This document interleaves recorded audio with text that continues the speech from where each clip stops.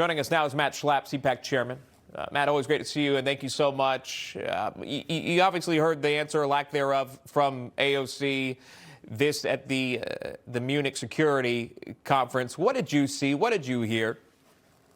Well, you know, Sean, the first thing that's striking is by most Republicans, she is seen as someone who's legitimately in the hunt to be their next presidential nominee. But this is the Munich Security Conference. You'd think you sit down with a few people and say, hey, this word security, what might I get asked? This is a very, nettlesome question about China on the move, Russia on the move. And what's America's response? It's unthinkable that she wouldn't even have a point of view before she showed up there. What does she think? Everything is going to be softball questions? Not when you're in the hunt to run for president. Yeah. Do you think it's possible that she knew her answer, but maybe was nervous about sharing that answer based on the audio? You don't?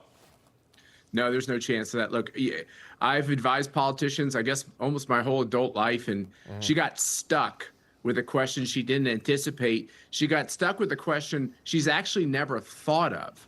And that's a little bit scary in and of itself. Look, the Democratic Party was never trusted on national security issues when they started advocating for a nuclear freeze back in the 70s and 80s. So if a Democrat ever popped and became national, they have to be seen as strong on defense, which is why Hillary Clinton was always seen as a hawk on national security issues. And now this new radicalized Democratic Party is very cavalier on questions like America's security and securing our allies overseas. They're unschooled, and it's very scary to think that this nation could elect someone like that. Yeah, you mentioned Hillary Clinton, the former Secretary of State, clashing with a Czech political leader at the conference over, you guessed it, President Trump. Let me play that for you. I think you really don't like him. You know, that is absolutely true. But I really, not only do I not like him, I don't like him because of what he's doing to the United States and the world. And I think you should take a hard look at it if you think that there is something good that will come out of it. What I think Trump is doing in America, I think it is reaction for something for some policies that really went too far.